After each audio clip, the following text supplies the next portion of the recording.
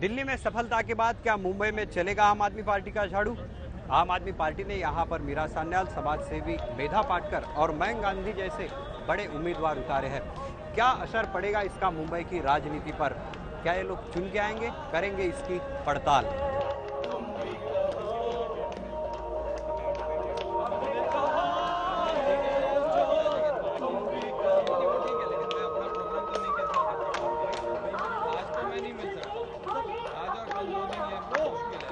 बीच सड़क पर गानों पर झूमते लड़के लड़कियां। दिल्ली के बाद मुंबई में ये आम आदमी पार्टी की दस्तक है। प्रचार का नया तरीका है, गाने गाते हैं आपके लोग। यहाँ पर मयंक भी हमारे साथ है। मयंक जी, ये प्रचार का नया तरीका रहेगा आपका मुंबई में? इस तरह से प्रचार हम नहीं देखते ज्यादातर। ये सब हमारे पास पैसे नहीं है, ये दूसरी पार्टी पैसों के लिए गुंडों को लेके पूरा प्रचार करती है। हमसे ये होगा नहीं, हम तो युवा ओरिएंटेड लोग हैं और यंगस्टर तो म्यूजिक और डांस से ही पूरा प्रचार करते हैं। आप देख रहे हो बहुत दिनों से यही हो रहा है कि हम पूरे एरिया के अंदर घूम रहे हैं और वहाँ पे ये लोग डांस कर रहे हैं, गाना गा रहे हैं, तो इस तरह हो रहा है।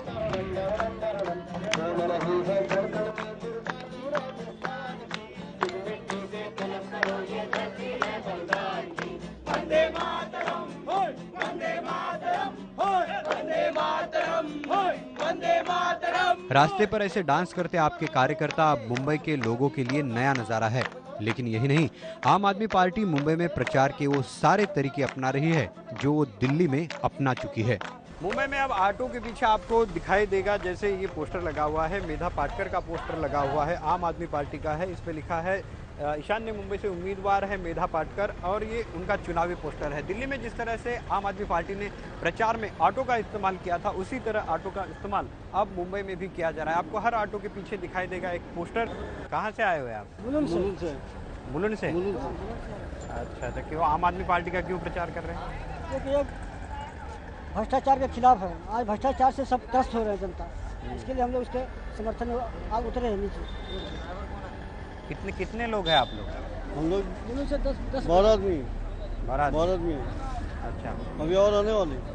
कुछ पैसे वगैरह दिए आप? नहीं कुछ नहीं, वो पार्टी के लिए काम कर रहे हैं। पार्टी के लिए काम कर रहे हैं। बताइए, क्या पैसे नहीं चाहिए आपको? नहीं, हम पार्टी की तरफ से प्रचार करेंगे।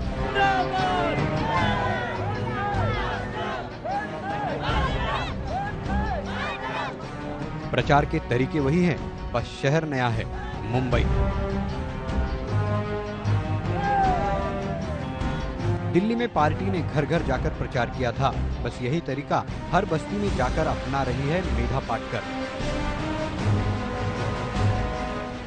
चुनाव में भूनते हैं चना और बाद में देते हैं धोखाधड़ी और न मिलता है दाना दाना। ऐसी जो हालत है उससे बदलनी है। लड़ेंगे, जीतेंगे, लड़ेंगे, जीतेंगे। लेकिन सबसे बड़ा सवाल यह है कि क्या असर पड़ेगा मुंबई में आपका? बीजेपी के नेताओं का कहना है कि आपका मुंबई में कोई चेहरा नहीं है।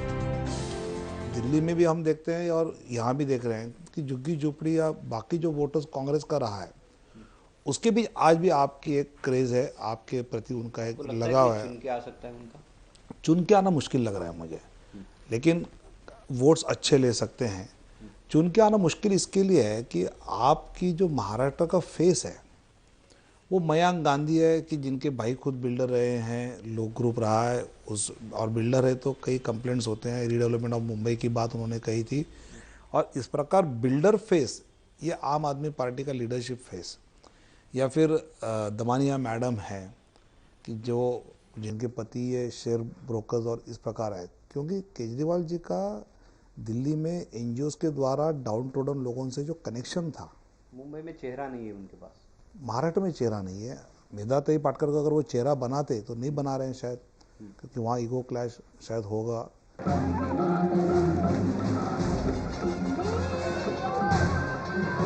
लेकिन मुंबई के चेहरों को दिल्ली के चेहरों का सहारा मिल रहा है। दिल्ली के नेताओं का मुंबई में आकर रैलियां लेना भी शुरू हो चुका है।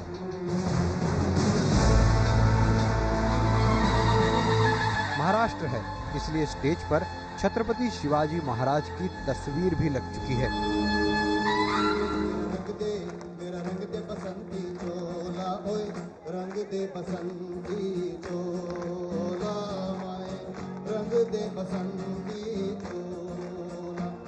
दिल्ली का माहौल मुंबई में तैयार करने की पूरी कोशिश है। लेकिन सवाल वही है, किसके सहारे?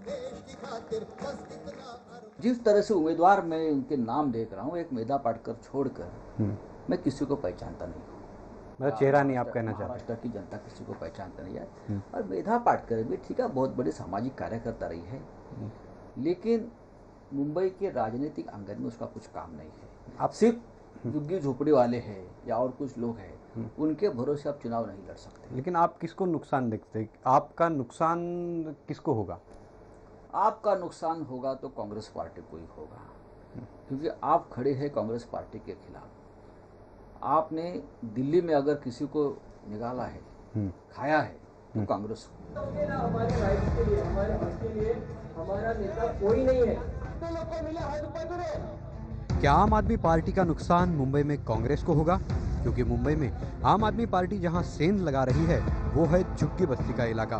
झुग्गी बस्ती की संकरी गलियों में आपके नेता रैलियां कर रहे हैं और इन इलाकों में आपका असर भी नजर आ रहा है। और झाड़ू चलाने का वक्त आ गया है, भी मुंबई में भी और महाराष्ट्र में भी और देश में भी झाड़ू चलने की जरूरत है। झाड़ू चलानी पड़ेगी क्योंकि बहुत गंदगी हो गई है। हाँ, पार्टी में है मजबूती, कई लोगों को अच्छे सारे सपोर्ट मिल रहा है इस पे। आपको लगता है कोई लहर है मुंबई में इस पार्टी की? जिम्मेदार लोग फिलहाल तो शुरुआत है, दिल्ली से लोगों की उम्मीदें जो है जाग गई है। मुंबई में भी जिस तरह से परिवर्तन दिल्ली में आया है, महंगाई पे, लाइट बिल पे और पानी पे, तो वो दो चीज़ों से जो है मुंबई के लोगों में भी थोड़ी सी दिलचस्पी जागी है आम आदमी के लिए। लेकिन राष्ट्रवादी कांग्रेस पार्टी आपको बड़ी चुनौती नहीं मानती। मुझे लगता है कि जिस तरह से आम आदमी पार्टी का कोई अस्तित्व नहीं है, मीडिया का बनाया हुआ एक दल है। मीडिया जब जिस दिन तक टीवी में रहता है उस दिन तक लोगों को नहीं, लेकिन विपक्ष कहता है, महाराष्ट्र में विपक्ष कहता है कि उसका नुकसान जो होगा वो कांग्रेस और एनसीपी को होगा मुंबई में। मुझे लगता है कि 1000 वोट भी क्रॉस कर रहे हैं। बहुत सारी ऐसी सीटें हैं जहाँ पे 1000-2000 वोटों में ये पार्टी सिमट जाएगी। आप कम तो नहीं आंक रहे? इस तरह के बहुत सारे असंतुष्ट आत्माएं महाराष्ट्र में रही हैं, जो कभी वीपी सिंह जी के कंधे पर सरकती थी। 2009 के लोकसभा चुनाव में राज ठाकरे की पार्टी मनसे की वजह से शिवसेना बीजेपी के मुंबई के सारे उम्मीदवार हार गए थे। सवाल यह है कि क्या आम आदमी पार्टी इस बार वैसी भूमिका कांग्रेस एनसीपी के लिए निभाएगी? पिछली बार मनसे ने, पिछले इलेक्शन में मनसे ने 1,00,000, 1.5 लाख, 2.25 लाख ऐसे वोट लिए थे, तो उसकी वजह से सारे के सारे बीजेपी शिवसेना के कैंडिडेट हार गए थे। मगर इस बार ऐसा है कि ये कांग्रेस के वोट तो ले रहे हैं आपके कैंडिडेट, मगर वो कितने ले रहे हैं ये पता नहीं चल रहा है। मगर वोट तो ले रहे हैं और नुकसान भी कर रहे हैं, मगर कितना नुकसान करिए अभी नुकसान का अंदाजा नहीं आ रहा है, मगर कुछ दिनों में वो चल के अंदाजा आएगा। मगर बात ये सच है कि वो कांग्रेस का ही नुकसान करेंगे। दूसरी ओर मुंबई में पार्टी में सब कुछ अच्छा नहीं है और पार्टियों की तरह यहाँ भी नेताओं में मतभेद है।